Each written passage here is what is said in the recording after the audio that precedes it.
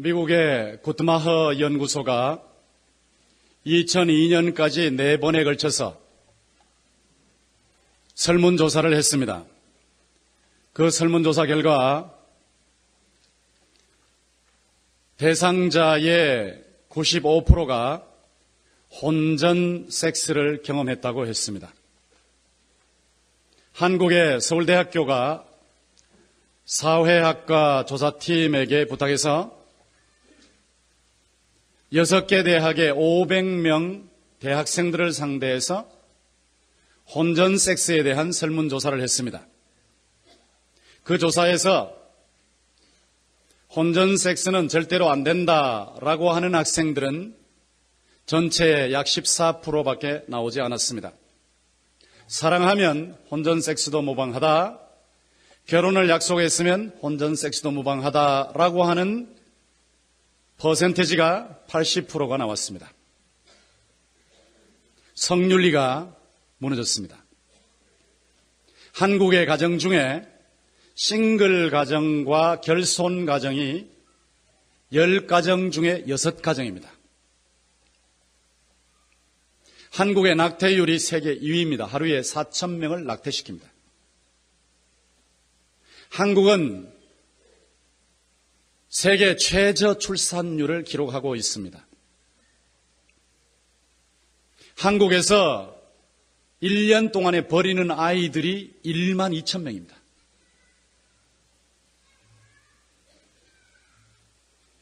한국의 이혼율이, 결혼 대비 이혼율이 47%, 세계 2위, 이혼 증가율 세계 1위입니다. 가정윤리가 무너졌습니다. 한국과 미국과 한국의 성윤리와 가정윤리가 무너졌는데 이거는 한국과 미국만의 문제가 아니고 세계 전체의 문제입니다. 성윤리와 가정윤리의 문제만이 아니고 모든 윤리의 문제입니다. 부모 효도 하는 사람들이 많지 않습니다.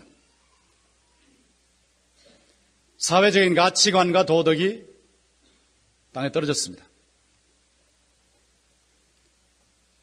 이런 상황 속에서 교회도 비도덕, 비윤리의 태풍으로부터 무풍지대가 아닙니다. 안티기독교 사이트는 어떻게 하든지 교회에서 조그마한 잘못만 있으면 그걸 침소, 봉대해서 대대적으로 인터넷에 퍼뜨립니다. 교회와 교인들이 빌미를 주니까 안티기독교 사이트는 꼭 먹이를 발견한 짐승처럼 그 먹이를 개걸스럽게 먹으면서 전 세계에 선전하고 유포합니다. 안티기독교 사이트가 마치 안티기독교 선교 단체들처럼 되어버렸습니다. 여러분 들어가 보시면 기가 막힌 글들이 많습니다. 교회도 부분적으로 윤리가 무너져가고 있다 하는 것을 보여주고 있는 것입니다. 제가 지난 주일에 앞으로 7년 동안 복음윤리를 확립하고 교회 공간을 확장하는 37 비전 다윗 프로젝트를 제시를 했습니다. 복음윤리를 확립해야 되겠다라고 했는데 현실이 이렇다는 것이죠. 이렇게 윤리가 무너져 있는 상황 속에서 우리가 어떻게 살아야 하겠습니까? 어떻게 하면 복음윤리를 확립할 수가 있겠습니까? 오늘 본문 말씀에 3절을 보시면 터가 무너지면 의인이 무엇을 할꼬? 라고 하는 다윗의 고백이 나옵니다. 이것은 탄식입니다. 좌절과 일시적인 절망의 표현입니다. 다윗이 왜 윤리의 터가 무너졌다는 표현을 썼을까요? 여러분이 잘 아시는 대로 다윗은 생명을 걸고 소년이면서도 골리앗하고 싸워서 골리앗을 물리쳤습니다.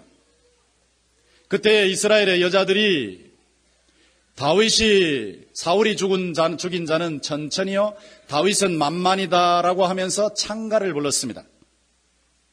그 말을 들은 사울 왕이 다윗을 죽이려고 온갖 방법을 썼습니다. 심지어는 사울왕이 기분이 나쁠 때 다윗이 수금을 가지고 와서 수금을 타서 사울왕을 위로해 주고 있는데 바로 그 자리에서 여러분 한번 상상해 보십시오. 열심히 수금을 타고 있는데 지금 다윗이 사울을 보고 타는 게 아니고 이러고 지금 타고 있는데 저쪽에서 창이 날아오는 거예요. 하나님의 은혜로 다윗이 피했습니다. 2번이나 그런 일이 있었습니다. 자기를 위해서 수금을 타주는 충성스러운 신하를 향해서 창을 던지는 사울왕. 또 사울에게 아부하기 위해서 같이 다윗을 괴롭히는 사람들, 그런 사람들을 다윗이 보고 있었습니다. 그렇게 어려운 일을 당하면서 다윗이 2절에 보면 악인이, 그런데 우리말로 단수로 되어 있지만 원문에는 복수입니다. 그리고 그 앞에 보라가 나와 있어요. 다윗의 심정이 나와 있어요. 보라, 악인들이 활을 당기고 살을 시위에 먹이며 마음이 바른 자를 어두운 데서 쏘려하는도다. 사울왕과 사울왕 일행들이 활을 시위에 먹여가지고 살을 시위에 먹여서 활을 당긴다 이거죠. 여러분 사극에 보면 숲속에 사람들이, 군인들이 숨어 있다가 저쪽에서 적이 나타나면 동시에 화살을 쏘는 것을 보실 수 있죠. 이 말씀의 비유에 의하면 새 한 마리를 놓고, 아주 외로운 새 한 마리를 놓고 많은 사람들이 적당하게 둘러서 가지고 살을 시위에 먹여가서 화살을 동시에 쏘는 거예요. 그것도 어두운 데서 새가 무방비 상태에 있는데 다윗은 자신이 한 마리의 외로운 무방비 상태의 새라는 느낌이 들었어요. 다윗이 생각해 볼 때 어떻게 이럴 수 있냐 이거죠. 자기는 목숨을 걸고 사울왕과 이스라엘 나라를 위해서 골리앗과 맞붙어서 골리앗을 쳐부수고 승리를 했는데 어떻게 자기를 죽이려고 하느냐 하는 것입니다. 자기는 사울왕을 위해서 수금을 타고 있는데 어째 창을 던지느냐는 거죠. 그것도 하나님이 세우신 이스라엘 나라의 대권자가 말이죠. 최고 권력자가 자기의 충신한 사람을 죽이기 위해서 마음속에 늘 생각하고 기회만 오면 창을 들어서 던지는, 나중에는 전국의 사람들 다 동원하고 수배해서 다윗을 죽여라고 하는, 어째 이런 일이 있을 수 있느냐. 한 나라의 운명이 최고 권력자에 있다고 한다면 이스라엘이 어쩌면 이렇게 썩었느냐는 거예요. 꼭대기가 썩었다 이 말이에요. 윤리가 무너진 현실을 다윗이 보았어요. 터가 무너지면 의인이 무엇을 할까? 마음이 너무 아픈 것입니다. 세상에 이럴 수가 있나 싶은 거예요.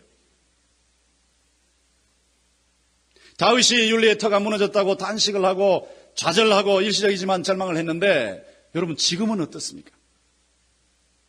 제가 서론에 소개한 대로 지금 현상적으로 보면 성윤리와 가정윤리가 무너졌고 무너져가고 있습니다. 모든 분야의 가치관과 도덕이 땅에 떨어지고 있습니다. 제가 몇 차례 말씀드렸지만 제 설교 중에서 효도에 대한 설교의 접속률이 제일 낮습니다. 효도는 관심도 거의 보이지 않습니다. 윤리의 터가 무너진 현상, 이 현상의 배후에 어떤 사상의 원천이 있습니까? 포스트 모더니즘, 후현대주의가 있습니다. 후현대주의는 객관을 인정하지 않습니다. 보편을 인정하지 않습니다. 절대를 인정하지 않습니다. 객관적이고 보편적이고 절대적인 기준이 없다는 겁니다. 모든 것이 상대적이다라고 얘기를 합니다. 여러분 한번 생각해 보세요. 모든 것이 상대적이라는 말이 절대적이지 않습니까? 근데 후현대주의자들이 그런 논리에 자기 모순에 빠져 있으면서도 그걸 무시해버리고 계속해서 모든 것이 상대적이라고 하면서 이 사상을 전 세계에 퍼뜨리고 있는데 여러분 의식하든 못하든 지금은 후현대주의 시대입니다.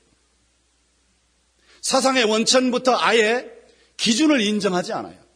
한 남자와 한 여자가 한 몸을 이루는 결혼의 기준을 인정하지 않습니다.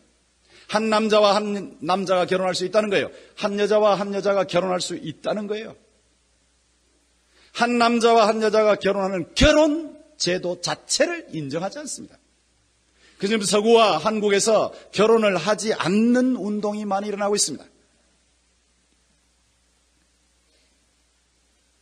윤리가 무너졌어요. 기준이 없어요, 기준. 마치 사사시대처럼 각기 자기 좋을 대로 움직이고 있는 시대입니다.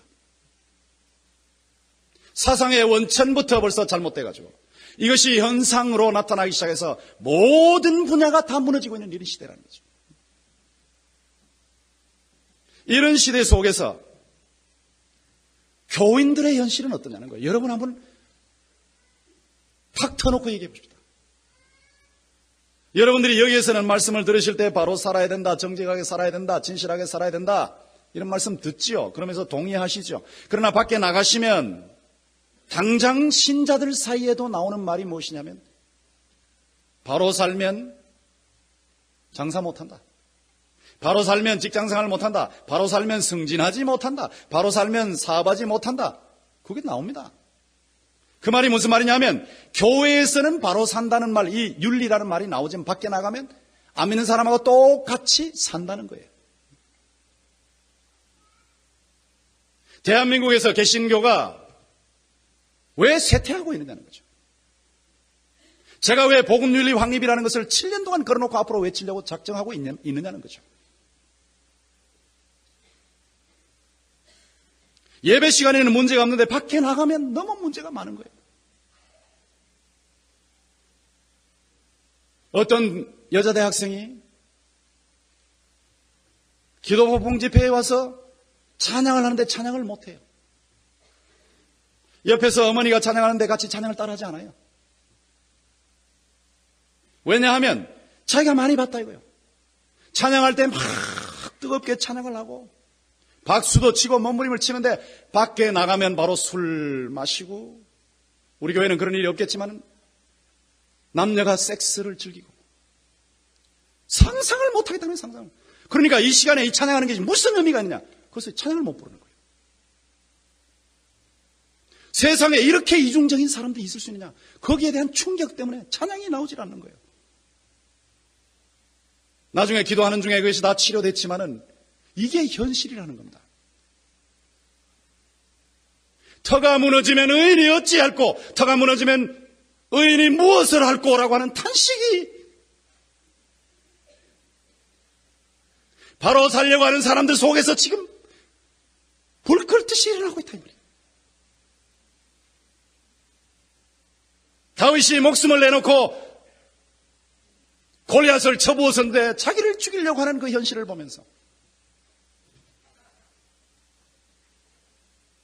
마음이 너무너무 아픈 거예요. 오늘의 한국의 사회를 보면서 한국교회의 현실을 보면서 마음이 너무너무 아픈 거예요.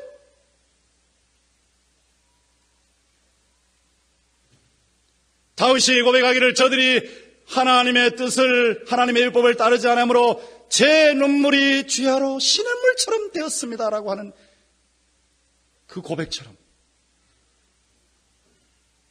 지금 이 시대에 바로 살려고 하는 사람들에게 눈물이 있고 아픔이 있습니다. 터가 무너지면 의인이 무엇을 할꼬? 다윗이 일시적으로 탄식하고 좌절하고 일시적이지만은 실망에 빠졌어요. 엘리야가 거짓 선지자들하고 같이 싸울 때에 하나님이 참 하나님 되신가? 제가 하나님의 종이 됨가? 제가 바로 이 시간에 하나님의 말씀대로 이 일을 하는 것을 오늘날 알게 하옵소서, 여호와여 응답하소서, 여호와여 응답하소서라고 할 때 하늘에서 불이 내려왔어요. 그리고 재물을 다 태우고 심지어 도랑이는 물까지 핥으면서 지나갔습니다. 그런 대승리를 거두고 난 후에 이세벨이 다시 엘리야를 잡아 죽이려고 할 때 엘리야가 터가 무너진 것을 느꼈어요. 거짓 선자들을 다 처치했는데 이세벨이라고는 사악한 여자가 자기를 잡아 다시 죽이려고 하는 이런 상황 속에서 터가 무너지면 의인이 무엇을 하고. 그래서 엘리야도 일시적으로 하나님의 의제는 제 생명이 여기서 족하오니 제 생명을 거두어 주십시오 라고 일시적인 좌절과 실망에 빠진 적이 있습니다. 다윗이 그런 상태에 빠졌는 거예요. 여러분이 오늘의 현실을 보시면서 이 윤리가 무너진 것에 대한 대책이 무엇입니까? 어떻게 해야 이 무너진 윤리를 다시 회복시킬 수 있습니까? 4절을 보십시오. 여호와께서 그 성전에 계시니, 이 성전이라는 말은 히브리 원어로 헤이칼이라고 해서 왕궁이라고 번역될 수도 있습니다. 그러니까 그 뒤에 나오는 말씀을 보면 왕궁이라고 번역되는 것이 앞뒤가 잘 맞죠. 여호와께서 그 왕궁에 계시니 여호와의 보좌는 하늘에 있으며 그 누리 인생을 통촉하시고 그 안목이 저희를 감찰하시도다. 인간 세상의 윤리가 다 무너져 있는데 다윗이 일시적으로 낙담을 했다가 여호와를 기억한 거예요. 언약하신 것을 천지가 변해도 그대로 지키시는 신실한 하나님, 여호와 하나님. 여호와는 왕궁에 계신다. 여호와의 왕궁의 하늘 보좌에 하나님이 앉아 계시면서 저 위에 초월적으로 계신 하나님이 이 인간 세계에 내재하시면서 그 눈으로 사람들을 보시고 조사하시고 다스리신다. 그것을 읊고 있습니다. 외로운 새 한 마리를 놓고 많은 사람들이 둘러서 가지고 화살을 가지고 어둠에서 쏘려고 하는 그런 상황 속에서 자신이 그런 느낌을 받으면서 인간 세계의 윤리의 터가 무너졌다라고 생각하고 자신이 이러다가는 끝나겠다라는 생각이 드는 그 순간에 그가 바로 다음 순간 주여 하나님이 살아계신 것을 믿습니다 라고 벌떡 일어나는 거예요. 장글에 늪지에 어떤 거인이 빠져가지고 밑으로 그냥 늪지로 쭉 들어가서 입과 코까지 다 들어가서 이제는 숨도 못 쉬고 머리까지도 보이지 않는 상황 속에서 잠시 후에 다시 머리를 이렇게 내밀면서 바깥으로 처벅처벅 걸어 나오는 것처럼 다윗이 완전히 이 터가 윤리의 터가 무너진 현실 속에서 늪지에 빠져 있는 것처럼 빠져 있다가 하나님 당신이 살아계신 것을 믿습니다 라고 하면서 일어나가지고 처벅처벅 걸어 나오는 거예요. 그러면서 현실 세계 속에 맞서서 이제 어떻게 살아갈 것인가 자신이 이제 바로 서기 시작합니다. 지금 이 시대는 후현대주의 시대라 절대를 인정하지 않는다 그랬어요. 종교적으로도 절대를 인정하지 않아요. 기독교가 구원의 종교라는 거 인정하지 않습니다.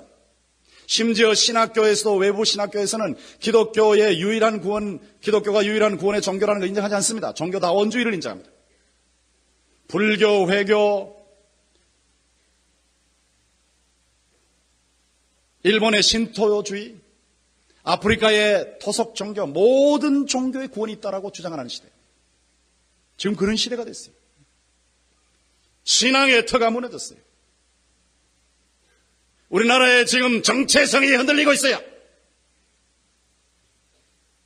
국가의 터가 무너지고 있어요. 윤리의 터가 무너지고 있어요. 바로 사는 사람들이 생각할 때 밖에 나가면 정말 바로 살려고 하면 직장생활도 못하고 장사도 못하고 사업도 못할 것처럼 마치 주변의 악인들이 다 포위해가지고 외로운 새 한 마리 같은 예수 믿는 사람을 공격하려고 하는 그런 상황입니다. 절대적인 것이 아무것도 없고 모든 것이 상대적이니까 네가 좋은 대로 하라, 우리가 좋은 대로 한다, 너희들 좋은 대로 해라, 이런 시대 속에서 다윗은 하나님을 바라보면서 하나님이 우주 만물을 창조하시고 하나님이 인간계를 창조하시고 우주 만물을 다스리시고 인간계를 다스리시기 때문에 하나님은 절대적인 존재라. 하나님이 절대적인 존재라면 하나님이 말씀하신 하나님의 말씀도 절대적인 것이라. 절대를 부인하고 모든 것을 상대적으로 생각하면서 자기 마음대로 사는 이 신사사 시대를 살면서 하늘 왕궁 보좌에 계시는 하나님을 기억하는 거예요. 하나님이 계시기 때문에 하나님께서 인간계를 다스리시는데 모든 사람들을 보시고 통촉하시고 감찰 조사하신다. 다 보시고 다스리시기 때문에 모든 것이 다 무너져도 절대적인 하나님은 무너지지 않을 줄 믿습니다 라는 거예요. 모든 것이 다 무너져도 하나님의 말씀이 절대적인 말씀의 기준은 무너지지 아니할 줄 믿습니다 라고 하면서 일어나는 겁니다. 절대 기준이 있어요. 하나님이 절대요, 하나님의 말씀이 절대입니다. 우리는 하나님에게 절대 신뢰를 보내고 하나님의 말씀에 절대 신뢰를 보내는 거예요. 그리고 여기에 우리 인생을 걸고 무너진 이 사회의 윤리를 다시 일으키는 겁니다. 오늘의 사회에서 우리가 어떻게 살아가야 할 것인가라고 할 때에 다윗처럼 우리는 하나님께서 자신의 보호자에서 다스리신다는 개념부터 출발해야 돼요. 현장에 딱 나가보시면 하나님이 안 계시는 것 같고, 저 사람은 뇌물 주고, 저 사람은 악한 일 하고, 저 사람은 등쳐먹고, 저 사람은 나쁜 짓 하면서 잘 되고 승진하고 모든 것이 형통하고 잘 되는데 예수 믿는 나는 뭔가라고 하는 생각이 드는 바로 그 순간에도 하나님이 안 계신다고 마음속에 유혹이 오는 바로 그 순간에도 하나님은 이 순간에도 살아계심을 믿습니다 하고 하나님을 바라보는 것입니다. 그 하나님은 어떤 하나님이신가? 5절 보세요. 악인과 강포함을 좋아하는 자를 마음에 미워하시도다 그랬죠. 4절에서는 보신다 그랬고요. 5절에서는 악인과 강포함, violence, 폭력, wrong, 잘못된 것, 이것을 사랑하는 자를 미워하신다 그랬어요. 그 다음에 6절에 보면 악인에게 그물을 내려치시리니 불과 유황과 태우는 바람이 저희 잔의 소득이 되리로다 라고 했습니다. 여기 내려치신다는 말씀이 무엇이냐? 그물을 내려치신다는 것은 rain snares, 영어로 하면 그물을, 이 새를 잡는 그물을 이렇게 확 쳐버리는 거예요. 하나님께서 저 위에서 비유적으로 말하면 온 세상의 악인들을 향해서 그물을 확 하고 친다는 거예요. 온 세상의 악인들을 다 덮는 그물을 쳐버린다는 거예요. 그리고 불과 유황과 타는 바람, 이게 막 사막의 바람이 너무 뜨겁기 때문에 불타는 바람이라고 했어요. 그것을 통해서 소돔 고모라를 멸망시키셨던 하나님께서 마치 그와 같은 방식으로 악인들을 심판하신다는 거예요. 하나님께서 악인들을 안 보시고 그냥 지나치시는 것 같지만은 하나님께서 악인들을 보시고 악행을 미워하시고 그리고 반드시 심판하신다. 최후 심판만이 아니라 현실 속에서 부분적으로 심판하신다 하는 것을 다윗은 그대로 믿은 것입니다. 여러분들이 현실 세상 속에 들어가서 보시면은 악인들이 잘 되는 모습을 보고 때로는 부러운 생각이 들지 모르지만은 그런 착각에 빠지실 필요가 없어요. 악인이 일시적으로는 잘 되는 것 같아도 하나님께서 마침내 그들 위에 그물을 내리치시고 불과 유황과 타는 바람과 같은 심판을 악인들에게 가하시기 때문에 우리는 악인들을 부러워할 이유가 하나도 없다는 거죠. 뇌물 주고 나쁜 짓 하고 등치고 속이고 음모하고 폭력을 쓰고 협박을 하고 회유를 하고 해서 그래서 꼭대기에 올라서 잘 사는 사람을 절대로 부러워하지 말라는 거예요. 하나님께서 악인을 이렇게 다스리고 계시고 의인에게는 어떻게 하시느냐? 5절 보세요. 여호와는 의인을 감찰하시고, 의인을 보시죠. 7절에 보세요. 여호와는 의로우사 의로운 일을 좋아하시나니, 원문에 보면 아하브라고 사랑하신다 그랬어요. 의로운 일을 사랑하시나니 정직한 자는 그 얼굴을 배우리로다. 의인을 얘기하면서 정직한 자를 언급했죠. 그 다음에 2절에도 보면 마음이 바른 자라고 했죠. 이 마음이 바르다고 할 때 바른하고 정직한 이 말이 원문에 가면 히브리어 원문으로 똑같은 단어입니다. 영어로 번역하면 upright, straight 이렇게 번역될 수 있어요. 하나님께서는 올곧은 사람, 올바른 사람, 그 사람을 사랑하신다는 거예요. 이 마음이 올바르다는 거예요. 마음의 의를 좋아하시고 의인을 사랑하시는 의로우신 하나님을 모시고 있기 때문에 마음이 올바라요. 간사가 없어요. 속임이 없어요. 외식이 없어요. 가식이 없어요. 그리고 엉큼한 속셈이 없어요. 마음이 올곧고 올발라요. 그리고 말과 행위가 올곧고 올발라요. 정직한 거예요. 이런 사람을 세상 사람들은 말캉하다고 생각해요. 손에 집어넣고 마음대로 주무를 수 있다고 생각해요. 그래서 마치 불쌍한 새 한 마리 갖다 놓고 사방에 사냥꾼들이 화살을 가지고 쏘는 것처럼 그렇게 되어 있는 현실입니다. 그런 현실이라 할지라도 하나님이 살아계시기 때문에 하나님께서 마음이 올곧고 올바르고 정직한 사람을 버리지 아니하시고 그 정직한 사람을 보신다는 거예요. 그리고 정직한 사람에게 그 정직을 사랑하신다는 겁니다. 그리고 정직한 자로 하여금 하나님의 얼굴을 뵙게 만드신다는 거예요. 구약 성경에 보면 하나님의 얼굴을 뵙는다는 것이 무슨 말인지를 분명하게 설명해 주고 있는데요. 아론과 그의 아들들이 제사장들로서 구약의 축도를 할 때 이렇게 합니다. 여호와는 내게 복을 주시고 너를 지키시기를 원하며 여호와는 그 얼굴로 내게 비치사 은혜 베푸시기를 원하며 여호와는 그 얼굴을 내게로 향하여 드사 평강 주시기를 원하노라 하면 교인들이 아멘 하는 거예요. 이게 구약의 축도예요. 여기 얼굴을 보시면 여호와의 얼굴이 은혜와 연결되어 있어요. 여호와의 얼굴이 평강과 연결되어 있어요. 여호와의 얼굴이 복과 연결되어 있어요. 하나님께서 정직한 자를 복을 주실 때 하나님의 얼굴을 그에게 비추어 주신다는 거예요. 하나님께서 하나님의 얼굴을 그에게 비추사 그에게 은혜를 각양 은혜를 주시고 하나님의 얼굴을 그에게 비치사 하나님께서 모든 환경에서 보호하시고 평강을 주신다는 거예요. 제가 늘 여러분의 귀에 새겨지도록 하기 위해서 외웁니다마는 부와 귀가 주께로 말미암고 또 주는 만유의 주제가 되사 손에 권세와 능력이 있사오니 모든 자를 크게 하심과 강하게 하심이 주의 손에 있나이다. 부와 귀를 갖고 계시는 주님께서 정직한 자에게 부귀를 주신다는 거예요. 권세와 능력을 갖고 계신 분이 정직한 자에게 마침내 장기적으로 권세와 능력을 주신다는 거예요. 크게 하심과 강하게 하심을 주관하시는 하나님께서 마치 정직한 자를 크게 하시고 강하게 하신다는 거예요. 현실을 보면 윤리의터가 다 무너져 있지만은 모든 것이 다 무너져도 하나님은 무너지지 않고 모든 것이 다 무너져도 하나님의 말씀은 무너지지 않는 것을 믿습니다. 그렇기 때문에 하나님께서 다스리시고 계신다. 의인에 대해서도 다스리시고 악인에 대해서도 다스리신데 그것을 현실 속에 들어가서 믿으라는 거예요. 믿으라는 거예요. 여기에 교회에서만 믿는 것이 아니라 직장에 가서 사업장에 가서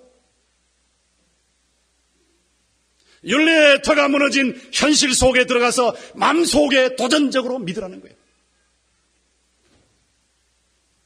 이 사회의 윤리는 아무리 무너져 있다 할지라도 하나님은 살아계시고 하나님은 지금도 인생을 보시고 평가하시고 심판할 자를 심판하시고 축복할 자를 축복하시는 줄을 믿습니다. 라고 믿으라는 것입니다.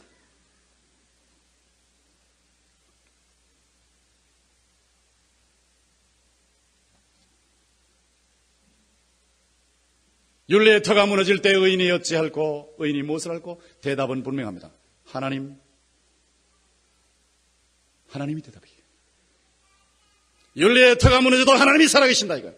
하나님이 살아계시기 때문에 하나님을 절대 신뢰해라.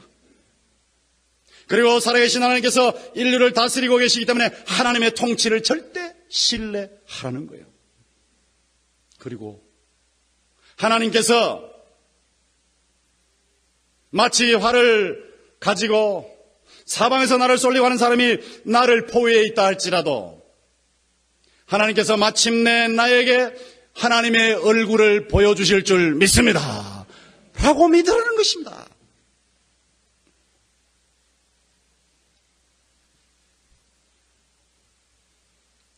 여러분 이제 현실로 가봐요. 여러분 이 말을 믿어야 되거든, 이 말씀을요. 정말로 하나님께서 의로운 자에게 그의 얼굴을 비추어 주신 일이 있었느냐? 예, 제가 지금 증명하겠습니다. 제가 유대인에 대해서 최근에 계속해서 말씀을 전하고 있습니다만 유대인들 중에 나쁜 사람도 있고 또 유대인들이 다 이런 것도 아니에요. 정통 유대인들이 이렇게 살고 있습니다만 세계에서 가장 탁월한 민족 그러면 정직하게 인정하면 유대민족이라고 사람들이 다 인정합니다. 유대민족이 얼마나 탁월하냐, 제가 여러 가지 각도에서 여러분에게 이미 말씀을 드렸지만 신대륙을 발견한 콜럼버스, 만유인력을 주창한 뉴턴, 상대성 원리로 유명한 아인슈타인이 유대인입니다. 합리주의 철학자 스피노자, 세계적인 심리학자 프로이드도 유대인입니다. 국부론을 저술한 아담 스미스와 서구 금융재벌의 시조 로스차일드가 유대인입니다. 시인 하이네와 작곡가 쇼팽이 유대인입니다. 영국 수상 디스라엘리와 미국의 정치가 외교가 키신저가 유대인입니다. 언론 재벌 머독과 영화감독 스필버그도 유대인입니다. 유대인들 중에 공산주의 이론을 창시한 칼막스와 러시아 공산당 혁명가 레닌도 있지만 그들은 세계의 파멸의 독을 먹인 사람들이지만은 세계의 발전의 약을 먹인 유대인들이 참 많습니다. 유대인들이 세계 인구의 0.25%밖에 안 되지만은 노벨상 30%를 휩쓸고 있다는 것은 이미 여러분의 상식이 되었습니다. 제가 지금 유대인들을 선전하려고 하는 거 아니에요. 유대인들이 이렇게 탁월한 민족이 된 비결이 무엇이냐는 거예요. 일본인 데시마 유로가 저술하고 한국인 홍영희 씨가 번역한 성경으로 배우는 유대인 비즈니스 교과서라는 책이 있습니다.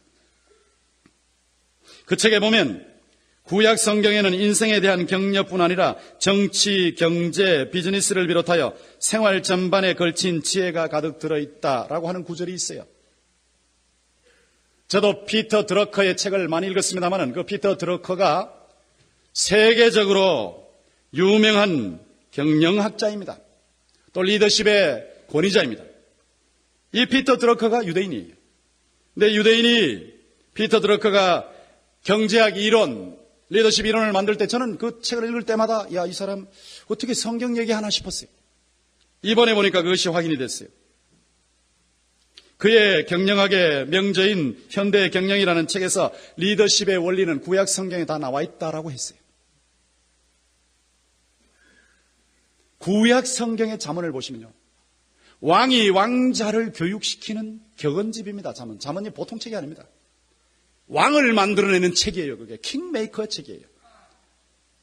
그런데 그 잠언에 보시면은 궁중의 자제들에게 교육용으로 사용됐던 잠언에 보시면 정의와 사악이 나오지 않습니까? 정직과 허위가 나오지 않습니까? 지혜와 무지가 나오지 않습니까? 그런데 유대인들이 하나님을 경외하면서 그들 나름대로 하나님을 경외하면서 사악을 버리고 정의 편에 선 거예요. 허위를 버리고 정직 편에 선 거예요. 무지를 버리고 지혜 편에 선 거예요. 이것을 4,000년 동안 계속했어요. 일시적으로는 이리저리 당할 수 있지만 4,000년 동안 하나님의 말씀의 원리에 선 유대인들이 세계 최고의 민족이 되었다는 겁니다. 하나님께서 정직한 자에게 자기의 얼굴을 보여주신다 라고 하는 원리가 한국군에게도 나타나 있습니다. 바로 살아서 하나님의 얼굴을 체험한 김성주 사장이라고 있습니다. 그분은 나는 한국의 아름다운 왕따이고 싶다는 책을 썼어요. 그 책에서 이런 얘기를 들려줍니다. 지하철에서 한 어린아이가 아이스크림을 먹고 그 껍질을 손에 들고 있어요. 여러분이 나오면 어떻게 하시겠습니까? 아이 엄마가 말했습니다. 껍질을 왜 안 버려? 그러니까 아이가 대답했습니다. 쓰레기통을 찾아서 버려야죠. 자, 여러분 그 얘기를 여러분의 자녀에게 듣는다면 어떻게 하시겠어요? 그때 엄마는 아이에게 껍질을 확 뺏어서 바닥에 탁 던지면서 이렇게 말했습니다. 얼른 버려. 손에 찍찍한 거 묻잖아. 그러니까 아이가 대답합니다. 엄마, 학교에서 선생님이 아무데나 버리지 말라고 그랬단 말이에요. 그러니까 엄마가 시끄러!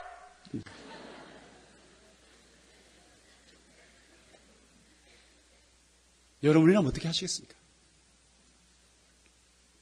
그 엄마도 틀림없이 아이에게 공부 잘해야 한다, 착한 아이 되어야 한다, 말 잘 들어라, 별별 교육을 다 하겠죠. 그런데 행동은 그렇습니다. 이게 위선이라는 거예요. 김성주 사장이 볼 때 한국은 거대한 위선이 지배하는 사회라는 거예요. 이 거대한 위선이 지배하는 사회 속에서 하나님이 주신 이 도덕이라는 것이 한국 사회의 피를 맑게 하고 한국 사회의 피를 잘 돌아가게 만드는, 활기를 찾게 만드는 에너지의 비결이다. 그것이 김성주 사장의 확신이에요. 그리고 그런 확신을 가지고 사업을 하는 것입니다. 이렇게 바로 정직하게 살면서 사업을 할 때 제일 먼저 손가락질을 각오해야 된다는 거예요. 사방에서 날아오는 아까 말씀드렸던 화살을 각오해야 된다는 거예요. 그러면서 김성주 사장은 이런 말을 했습니다. 그러나 바로 이런 화살을 영광스럽게 맞을 자신이 있는 아름다운 왕따들이 있을 때에 이 사회는 희망을 가질 수 있을 것이다. 하나님의 말씀대로 정직하게 사업을 하면서 왕따를 당할 때 영광스럽게 생각하고 그런 아름다운 왕따가 되기를 각오하는 사람이 있을 때에 그 사회는 회복된다는 거예요.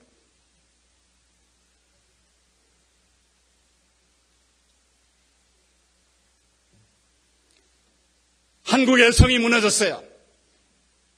가정윤리가 무너져가고 있어요. 온갖 종류의 도덕이 무너져가고 있어요. 이런 상황 속에서 앞으로 7년 동안 어떻게 하면 이 윤리를 바로 세울 수 있을 것인가? 제가 윤리만 강조하면 율법주의자가 됐죠. 그러나 성경에 보시면 하나님께서 우리가 윤리적으로 바로 살 수 있도록 예수 그리스도가 십자가에서 죽으시고 부활하셨어요. 우리에게 예수 그리스도의 DNA 생명을 주셨어요. 그리고 하늘로 올라가셔서 성령을 보내오셔서 성령의 능력이 날마다 순간마다 우리를 붙잡고 계시기 때문에 우리가 의롭게 바로 살 수 있도록 끊임없이 역사하시고 계십니다. 하나님께서 우리 보고 의롭게 바로 살아라, 정직하게 바로 살아라 해놓고 나서 우리를 버리시는 분이 아니고 예수의 생명이 우리 속에 약동하게 하시고 성령의 능력이 우리 속에 약동하게 하시되 날마다 순간마다 우리를 붙잡으시고 우리가 바로 살 때에 하나님께서 마침내 하나님의 축복의 얼굴을 체험하게 하실 줄 믿습니다. 우리는 이런 하나님을 믿는 사람이에요. 동신교회 출신들은 밖에 나가면 정직하게 살아야 돼요. 이 교회 안에서만이 아니라 저 주차장부터 시작해서 바깥에 나갔을 때 바로 살아야 합니다. 손가락질을 각오하십시오. 사방에서 날아오는 화살을 각오하십시오. 그러면서 아름다운 왕따가 되십시오. 여러분이 아름다운 왕따가 될 때에 하나님께서 여러분에게 마침내 하나님의 축복의 얼굴을 보여주실 줄 믿습니다. 이런 사람이 일어나기 시작할 때에 그 사회가 회복되는 것입니다. 터가 무너지면 의인이 무엇을 할꼬? 하나님이 절대적인 분이라. 하나님이 다스리신다.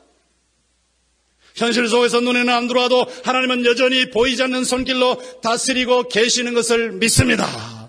라고 하면서 그 하나님을 바라보고 정직하게 서 있는 외로운 새 한 마리 같은 사람이 필요하다 이 말이에요. 사방에서 아무리 화살을 들고 쏘려고 해도 하나님께서 호위를 하시고 마침내 그를 붙드셔서 역사의 무대의 중앙에 세우실 줄 믿습니다. 하나님께서 얼마나 역사를 하셨냐. 김성주 사장이 어떻게 이렇게 사업을 하니까 망했습니까? 막스 앤 스펜서라고 하는 30여 개국에 630개의 대리점을 두고 연 매출 8조 이상을 올리는 세계 굴지의 유통회사가 있습니다. 이 막스 앤 스펜서가 100년 전통을 자랑하는 대기업이 말이요. 한국의 대리점, 독점 대리점을 주려고 독점 대리점 업체를 찾고 있는 거예요. 근데 김성주 사장이 거기에 어플라이를 했지만은 대기업들이 거기 들어와 있죠. 굴지에 대단한 기업들이 들어와 있으니까 자기는 체급이 맞지 않다. 그렇게 기가 꺾일 정도였다는 거예요. 그런데 마침내 막스 앤 스펜서가 한국의 독점 대리점을 찾을 때에 성주 인터내셔널을 지목을 했어요. 김성주 사장의 기업체를 낙첨을 시켰습니다. 왜 그렇게 했냐? 첫째가 투명성이라. 정직한 사람이라. 하나님의 말씀의 원리에 따라 정직하게 사업하는 사람이라. 저 사람 같으면 오랫동안 관계를 맺어도 우리가 문제가 없겠다. 투명성. 둘째는 전문성이라. 대기업들이 조선도 하고 건설도 하고 뭐도 하고 막 다 문어발 경영을 하는데 저 성주 인터내셔널은 유통업만 10년 동안 계속 해왔으니 우리가 믿을 수 있다. 그 다음에 여성이 CEO라. 가부장적으로 남성이 위해서 누르는 것이 아니고 여성이 CEO로서 여성 사장이 서류를 들고 말단 직원한테까지 가가지고 대화를 나누는 그런 회사니까. 창의성과 융통성이 숨을 쉬는 회사다. 그래서 성주 인터내셔널 막스 앤 스펜서가 선택했다는 거예요. 정직하게 사는 사람이. 일시적으로는 왕따를 당하고 일시적으로는 손가락질을 당하지만은 반드시 이긴다고 하는 교훈을 주는 겁니다. 김성주 사장은 97년 세계경제포럼의 차세대 지도자 100인 속에 속해 있습니다. 세계 여성 지도자 회의 총회의 아시아 대회 대표 연설자입니다. 세계 100대 여성 기업인에 들어있습니다.